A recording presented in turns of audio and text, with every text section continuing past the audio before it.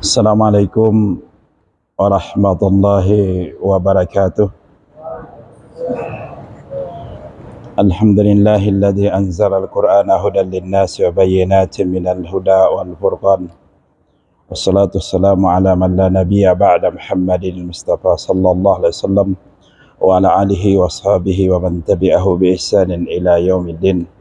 Subhanaka la ilma lana illa ma 'allamtana innaka antal alimul hakim. Wala haula wala quwata illa billahil aliyul azim. Rabbi israh li sadri wa yassir li amri wahlul 'uqdatam min lisani yafqahu qawli.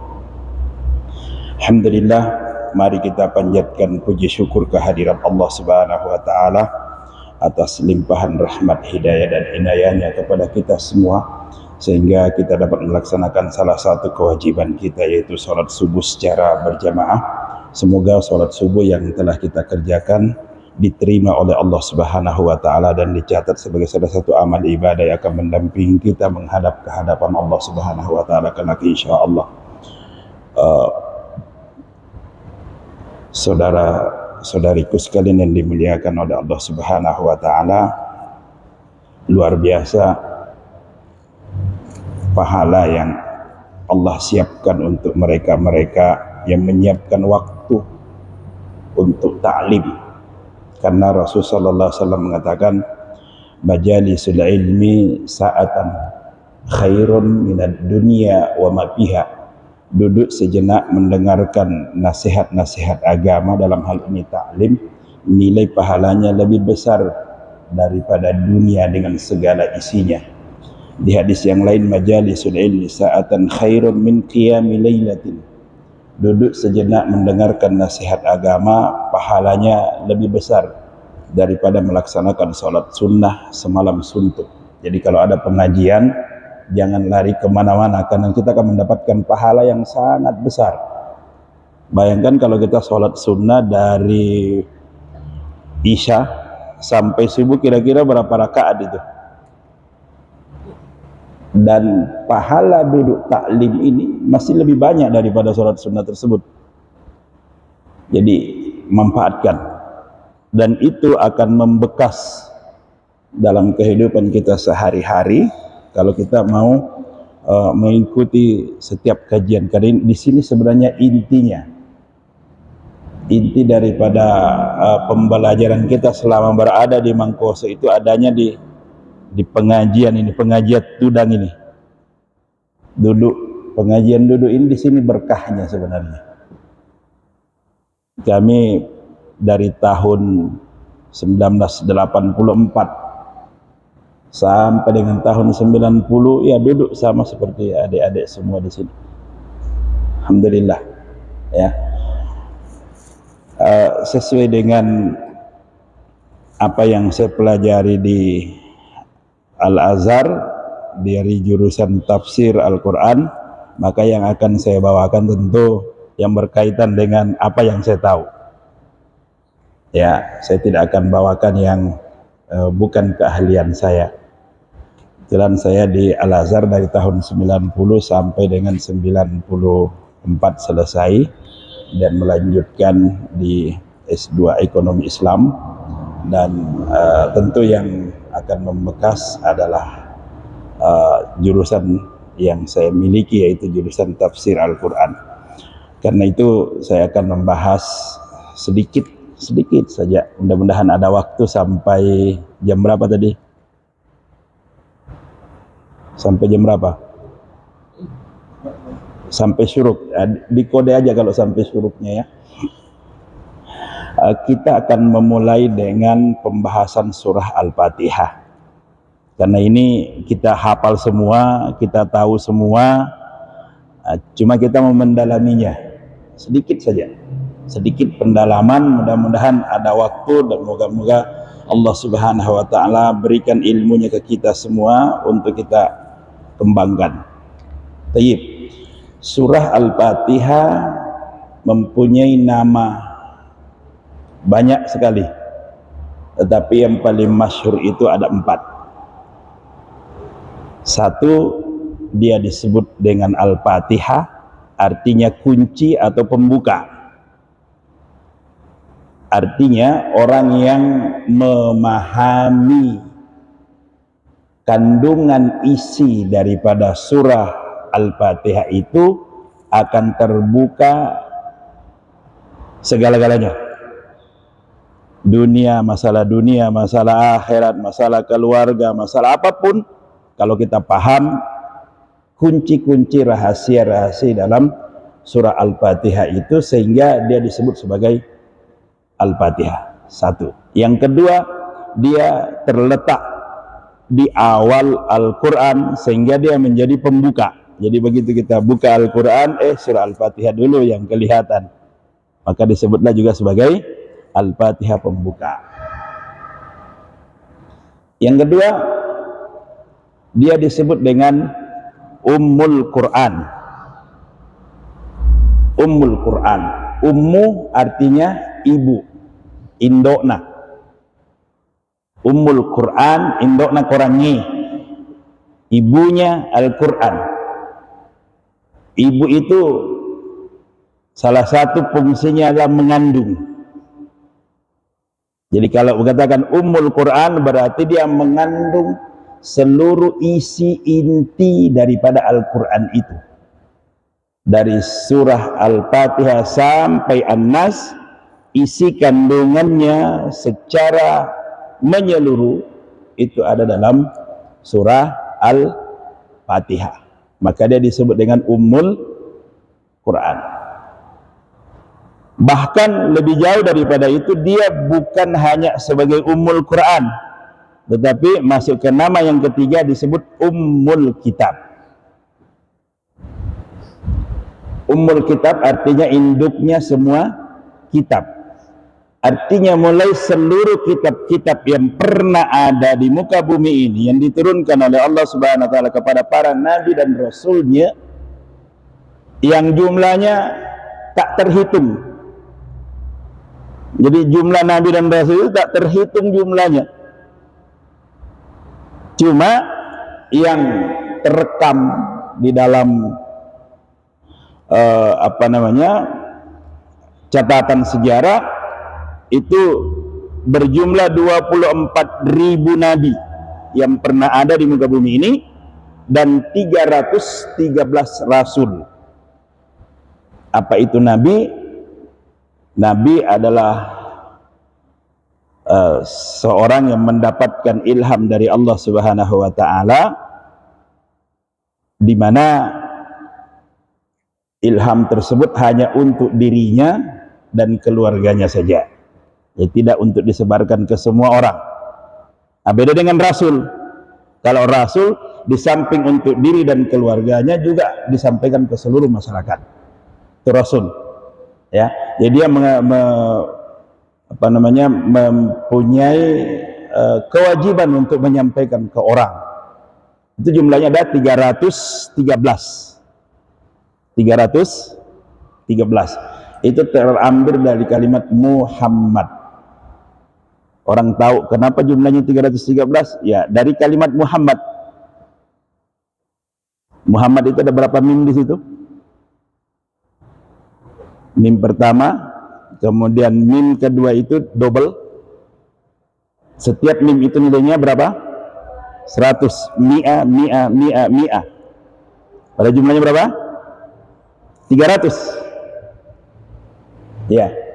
Kemudian ada kalimat ha. Ha itu wahid. Jadi 313. Jumlahnya 313. Dari 313 itu yang dimuat di dalam Al-Quran namanya itu ada 25 nabi dan rasul. Kemudian itu yang diajarkan di SD, 25 nabi dan rasul. Nah, itu yang kita ketahui secara pengetahuan umum. Oke. Dari setiap kitab-kitab suci yang diberikan kepada para nabi ini, dari Nabi Nuh sampai kepada Suhuf Ibrahim, sampai kepada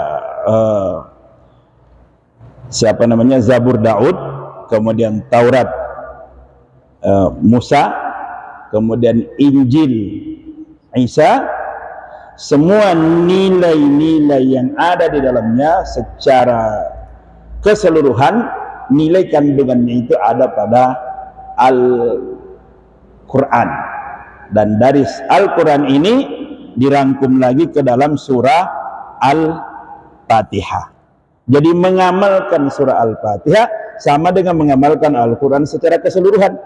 Itu sebabnya kenapa surah Al-Fatihah itu yang menjadi bacaan wajib setiap sholat. Surah lain kan enggak, ya kan? Maka kalau kita sholat yang wajib itu surah Al-Fatihahnya, karena itu yang mewakili seluruh kitab suci yang pernah ada, itu juga yang mewakili seluruh isi kandungan Al-Quran. Maka dia menjadi bacaan wajib di dalam sholat. Nah, seterusnya, bagaimana mempraktikkan surah Al-Fatihah itu sendiri? Nah, mempraktikkan surah Al-Fatihah dalam bentuk bacaan terbaiknya itu adalah dibaca dengan sesuai dengan apa yang diarahkan oleh Allah Subhanahu wa taala kepada Nabi Muhammad SAW, yaitu wa atainaka sab'an minal mathani, dan kami memberikan kepada Muhammad 7 ayat yang dibaca secara berulang-ulang dan secara tumaknina. Jadi ada dua penafsiran di situ. Kalau sab'u sudah pasti, sab'u artinya 7. Jadi kita menghitung 1, 2, 3, 4, 5, 6, 7. Jadi sab'u 7. Nah, kemudian berikutnya al-mathani. Al-mathani itu 2 maknanya. Satu, bermakna berulang-ulang, maksudnya diulang-ulangi terus. Tiap sholat itu yang dibaca, tiap sholat itu dibaca. Ya. Yang kemudian al-mathani juga bermakna asana, artinya sehingga mengingat kepada Allah, sehingga mengingat kepada Allah, sehingga mengingat kepada Allah. Jadi sana. Jadi kita berhenti sejenak mengingat kepada Allah. Jadi maka surah Al-Fatihah itu tidak dibaca sekaligus kalau berbaca secara sab'ul mathani. Kalau dia dibaca secara sab'ul mathani berarti 7 kali berhenti untuk mengingat kepada Allah. Jadi bacaannya misalnya kalau pakai bacaan mazhab Syafi'i, dia mengulangi dengan membaca bismillah sebagai bacaan wajib bismillah itu. Kecuali kalau dia pakai bacaan yang lain, ada yang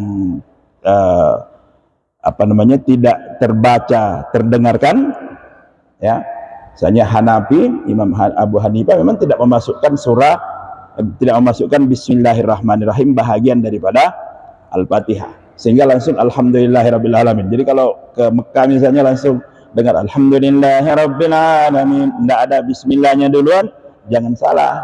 Nah, karena memang dia memulainya dari alhamdulillahirabbil alamin sebagai ayat pertama. Tapi kalau misalnya mazhab Syafi'i, mazhab Ahmad bin Hanbal, itu semuanya memasukkan bismillah bahagian daripada surah Al-Fatihah. Bedanya Imam Syafi'i melafadzkan secara nyata, sedangkan Imam Ahmad bin Hanbal itu hanya mengecilkan suara bismillahnya. Ya, kita masuk. Jadi cara bacanya gimana? Kalau kita baca secara sab'ul mathani versi mazhab Syafi'i, itu bacanya adalah bismillahirrahmanirrahim. Ini ayat pertama, singgah sejenak, dan di situ memohon, ya, sesuai dengan apa kebutuhan kita masing-masing. Jadi kalau salat sunnah bisa praktekkan Allah Akbar, bismillahirrahmanirrahim, diam sejenak, berdoa kepada Allah, memohon apa yang kita butuhkan. Setelah itu baru masuk alhamdulillahirabbil alamin, minta lagi, ya. Setelah itu habis sudah apa yang mau diminta, kembali lagi Ar-Rahmanir-Rahim. Nah, setelah minta lagi Maliki Yaumiddin, nah, minta lagi Iyyaka na'budu wa iyyaka nasta'in. Fokus lagi apa yang ingin disampaikan di situ. Ihdinas siratal mustaqim. Minta lagi apa yang kita inginkan. Setelah itu, siratal ladzina an'amta 'alaihim ghairil maghdubi 'alaihim waladdallin, ini menjadi satu ayat.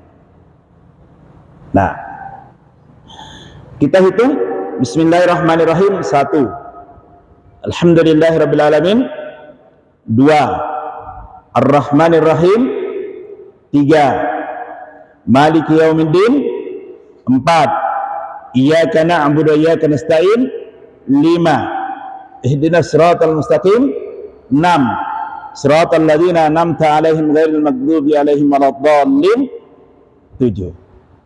Nah, jadi bagaimana Pak dengan orang yang tidak membaca bismillah atau tidak memasukkan bahagian daripada bismillah itu surah Al-Fatihah? Ya gampang. Kita membaginya dengan pembahagian seperti alhamdulillahirabbil alamin ayat pertama, ar-rahmanirrahim ayat kedua, maliki yaumiddin ayat ketiga. Apalagi? Iyyaka na'budu wa iyyaka nasta'in ayat keempat, ihdinas siratal mustaqim ayat ke-5, siratal ladzina an'amta 'alaihim, di alaihimnya itu ayat ke-6, ghairil maghdubi 'alaihim waladdallin, itu menjadi ayat ke-7-nya. Jadi 7 juga. Ya. Itu bagi mereka yang tidak memasukkan bismillah bahagian daripada surah Al-Fatihah. Baik, kita masuk ke ayat pertama. Ayat pertama dimulai dengan bismillahirrahmanirrahim. Kenapa dimulai dengan bismillahirrahmanirrahim? Ini petunjuk buat kita semuanya bahwa bila memulai segala sesuatu, mulailah dengan bismillah. Kenapa?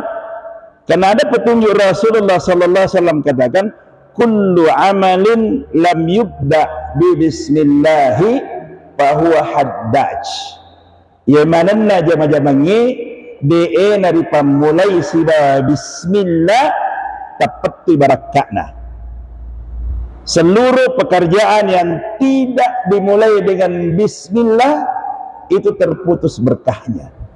Jadi kalau mau berberkah dari semua apa yang dikerjakan, ya baca bismillah semuanya. Mau makan bismillahirrahmanirrahim, mau minum bismillahirrahmanirrahim, mau buka buku bismillahirrahmanirrahim, mau memulai baca Al-Quran bismillahirrahmanirrahim.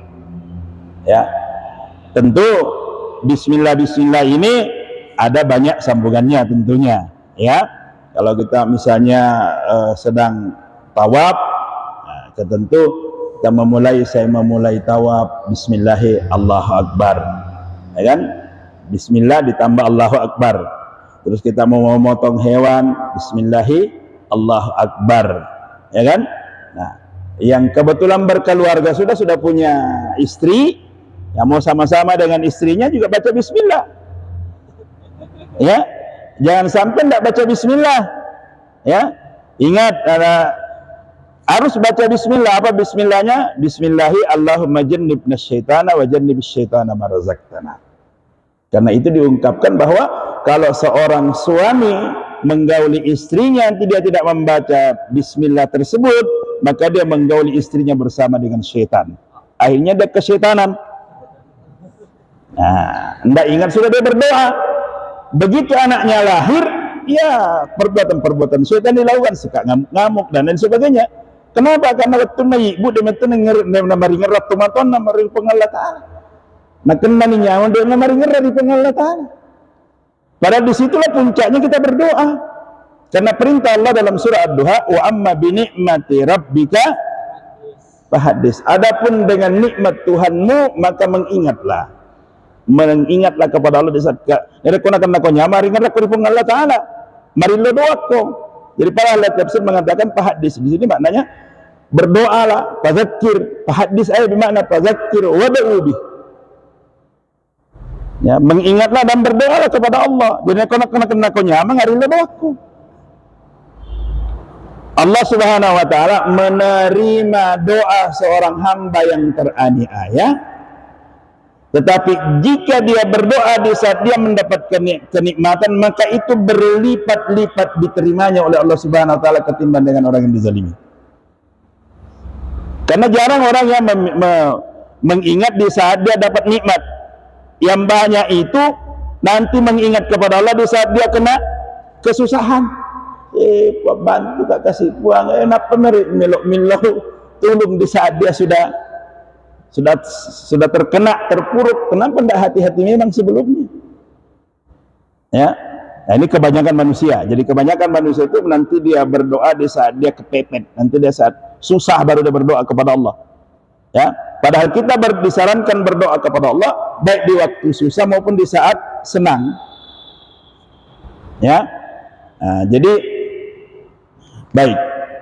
Bismillahirrahmanirrahim. Ini ada kajian saya ini di YouTube Masjid Namira Balikpapan. Tulis Ustadz Irsyad Fasih, itu akan keluar semua di YouTube. Saya punya video-videonya ada di situ, sudah lebih 400 video di situ tentang penjelasan ini.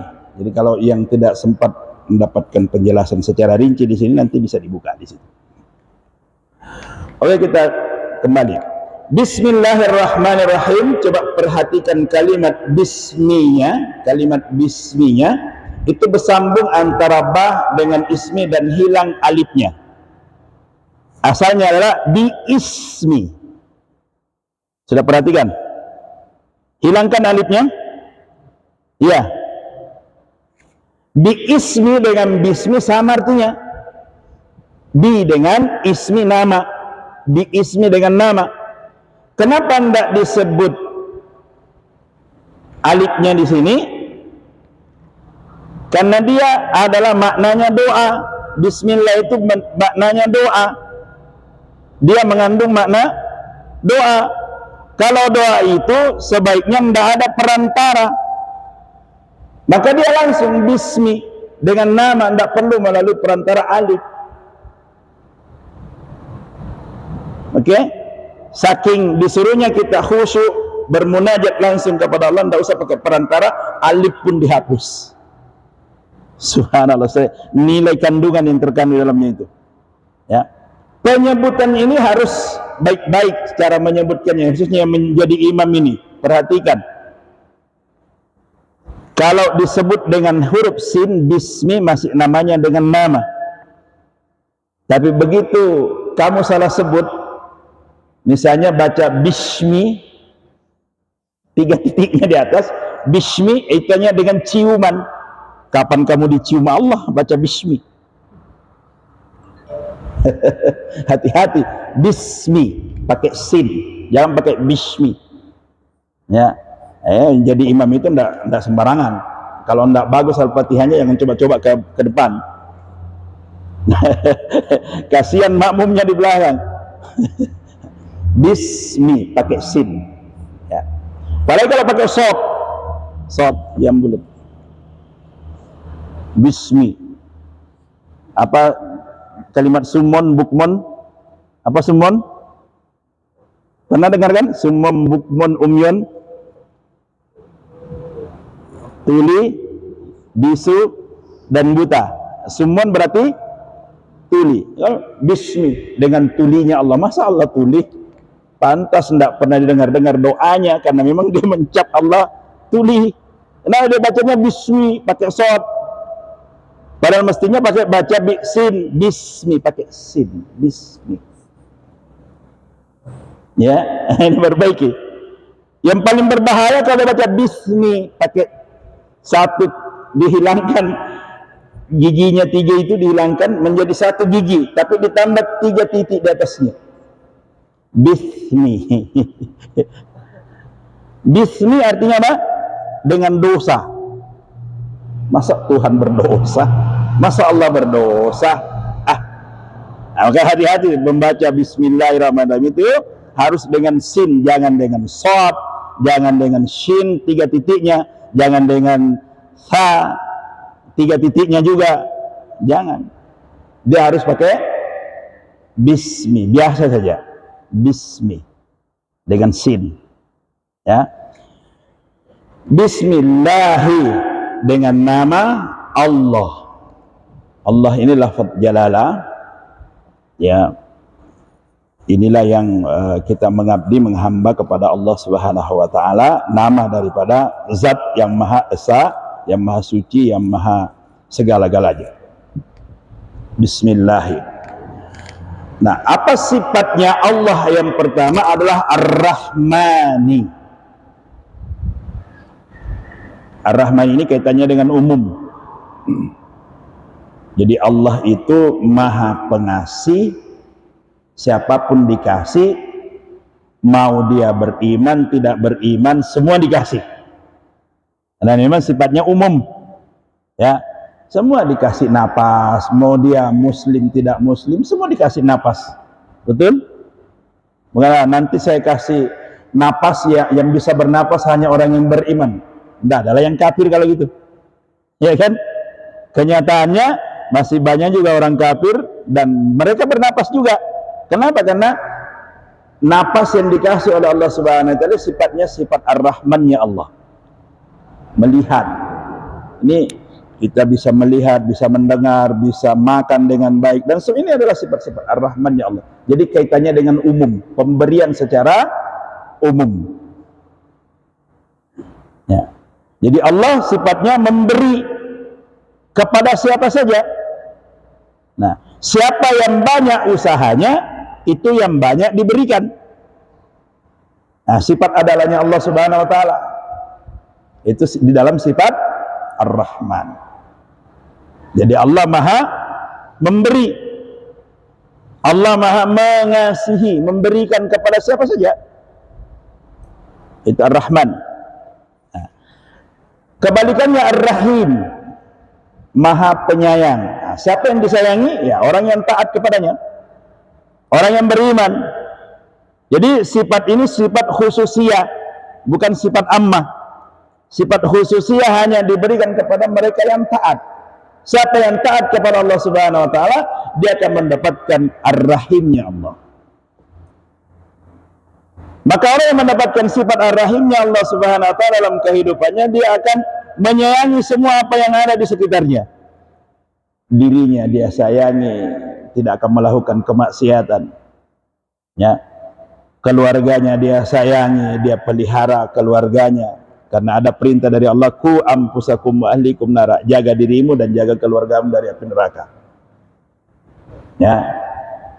Ar-Rahim, dia sayangi semua makhluk yang ada di sekitar-sekitarnya. Dia pelihara ayam, dia pelihara apapun, dia dengan kasih sayang di situ. Itu sifat Ar-Rahimnya Allah Subhanahu wa taala yang dipinjamkan ke manusia. Maka manusia yang mendapatkan pinjaman sifat Ar-Rahmannya Allah, dia selalu memberi kepada siapapun. Dan orang yang dipinjamkan sifat Ar-Rahimnya Allah Subhanahu wa taala dalam kehidupan ini, maka dia akan menyayangi semua orang, maka tidak ada benci di hatinya.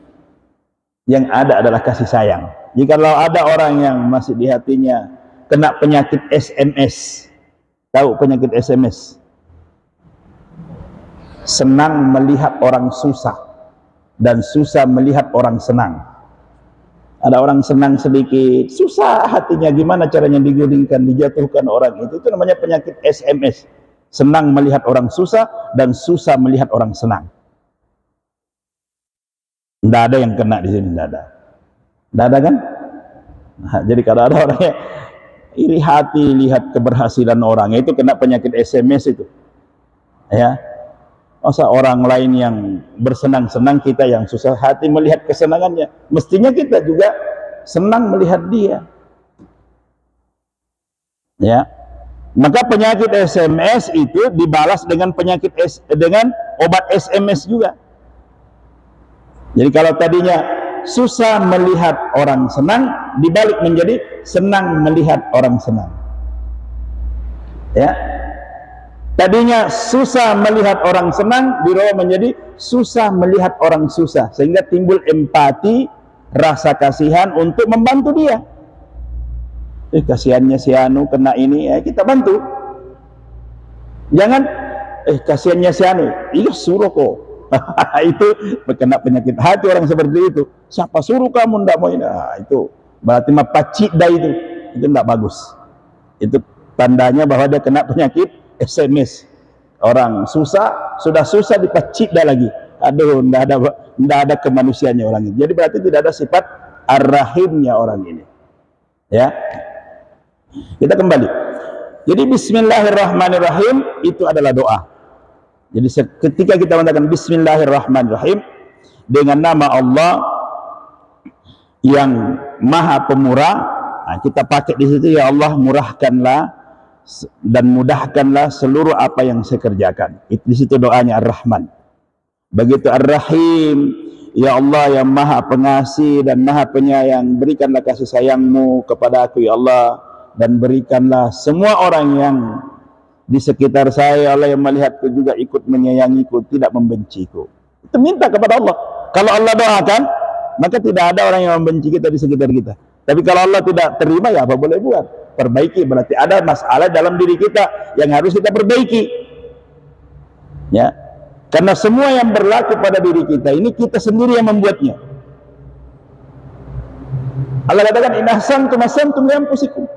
Jika kamu melakukan kebaikan-kebaikan, sesungguhnya yang kamu kerjakan itu adalah kembali efek positifnya kepada dirimu sendiri. Wa in asatum falaha, dan jika kamu melakukan keburukan, kejahatan dalam kehidupan ini, maka efek negatifnya kembali kepada dirimu sendiri. Maka jangan pernah melakukan kejahatan, karena kejahatan itu kembali kejahatannya pada diri kita. Ya, tapi selalu berusaha dalam hidupnya bagaimana melakukan kebaikan sebanyak mungkin. Karena hanya itu yang akan dibawa pulang menghadap kehadapan Allah Subhanahu wa taala, kebaikan-kebaikan kita. Ya. Karena pertanggungjawaban kita di hari kemudian semua akan dimintai. Wa may ya'mal mithqala dzarratin khairan yara wa may ya'mal mithqala dzarratin syarran yara. Jadi keburukan yang kita kerjakan akan dimintai pertanggungjawaban, kebaikan yang kita kerjakan juga akan dimintai pertanggungjawaban. Ya, semuanya akan dimintai pertanggungjawaban. Cuma bagusnya kalau kebaikan ya dapatnya kenikmatan. Kalau keburukan dapatnya pertanggungjawaban berupa siksaan. Ya. Nah, tetapi pada ujung-ujungnya kalau Allah Subhanahu wa taala sudah mengampuni semuanya, semuanya akan masuk surga, tapi ada dulu singgah dulu di neraka beberapa menit, berapa jam dan lain sebagainya, tergantung dari berapa lama kita melakukan kesalahan dan kejahatan. Kalau satu hari aja di sana misalnya, satu hari di neraka, tahu berapa tahun namanya? Sabaina sanah. Satu hari itu sama dengan 70 tahun. 5 tahun sesuai dengan hitunganmu. Jadi satu harinya di neraka sama dengan 70 tahun di dunia. Berarti disiksa satu hari di sana sama dengan 70 tahun. Tahan? Tidak tahan tentunya ya. Jadi kalau tidak tahan ya jangan lakukan hal-hal yang bisa menjerumuskan kita masuk ke situ. Tapi lakukanlah hal-hal yang bisa membuat kita masuk ke dalam surga insyaallah. Ya, sehingga kita mengerjakannya dengan penuh keikhlasan kepada Allah Subhanahu wa taala. Baik. Ayat pertama tadi bismillahirrahmanirrahim memberikan arahan kepada kita bahwa apapun yang kamu kerjakan dalam kehidupanmu mulailah dengan bismillahirrahmanirrahim supaya berkah itu mengalir. Itu pelajaran pertamanya. Pelajaran kedua adalah baca ayat keduanya. Apa bacaan ayat keduanya? Alhamdulillahi Rabbil Alamin. Kalau tadi memulai, sekarang mengakhiri. Tadi memulai segala sesuatu dengan bismillah, sekarang mengakhiri segala sesuatu dengan alhamdulillah. Jadi tadi makan bismillahirrahmanirrahim, selesai makan alhamdulillahirabbil alamin. Betul? Nah, tadi yang kita cerita sama-sama dengan istri memulainya dengan bismillah, Allahumma jannibna syaitana jannib syaitana ma razaqtana. Nah, yang belum punya istri ya belum bisa dibaca itu. Nanti kalau sudah beristri baru bisa baca itu. Ya. Selesai baca juga alhamdulillah. Alhamdulillahilladzi an'ama 'alaina bi ni'matil jima'. Kan itu. Ya kan? Kita naik kendaraan, apa dibaca kalau kendaraan?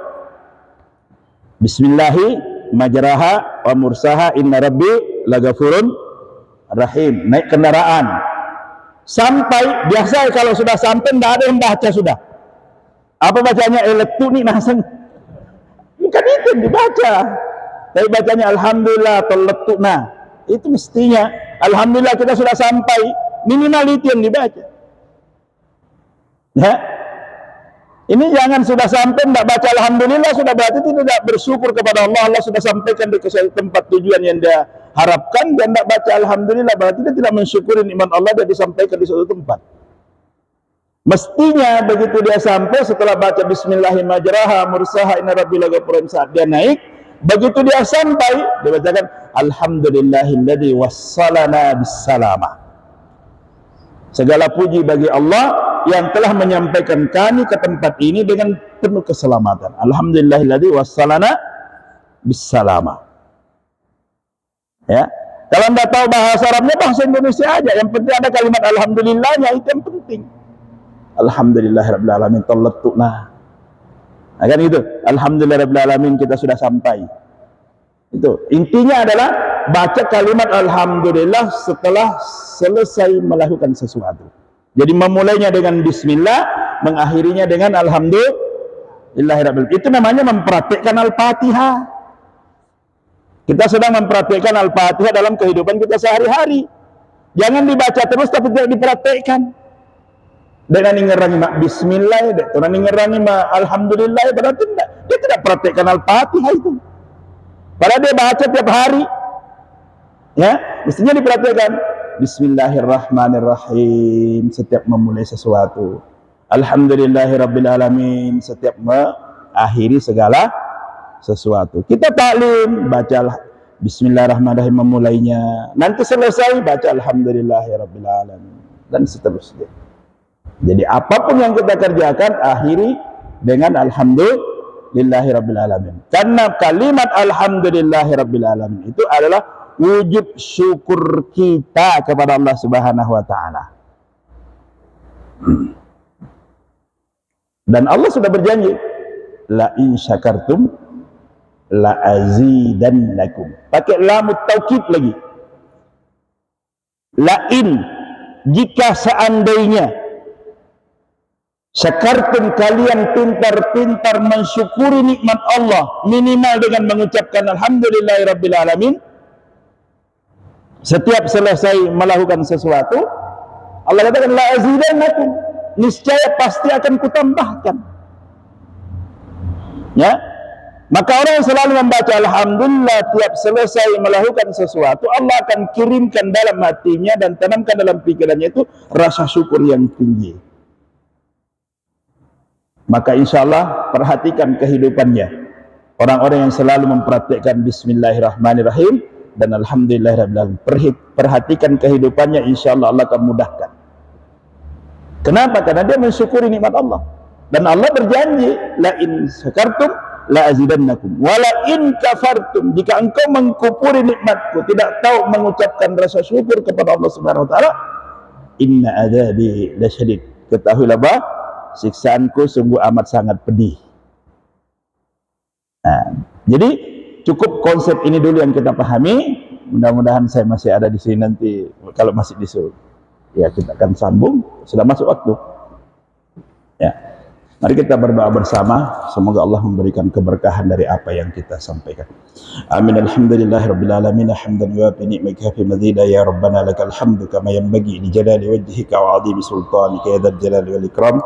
Allahumma salli sallim wa barik ala sayyidina Muhammad wa ala alihi ajma'in salatan tunjina biha min jamil ahwali wal ahwat wa taqdina biha min jamil hajat wa tarfa'una indaka ala darajat wa tuhina min jamil sayyid wa tuballighuna min aqsal ghayat min jamil khairati fil hayati ba'da al-mati bi rahmatika ya arhamar rahim.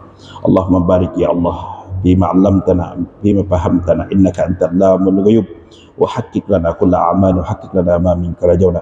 Allahumma ja'al li kulli tullab wat talibat di hadzal makan minal najihin ومن المفلحين برحمتك يا أرحم الراحمين واجعلهم من المتقين عندك يا رحمن يا كريم إنك أنت السميع الدعاء ربنا آتنا من لدنك رحمة هيئ لنا من أمرنا رشدا ربنا آتنا في الدنيا حسنة وفي الآخرة حسنة وقنا عذاب النار سبحان ربك رب العزة عما يصفون وسلام على المرسلين والحمد لله رب العالمين. السلام عليكم ورحمة الله وبركاته.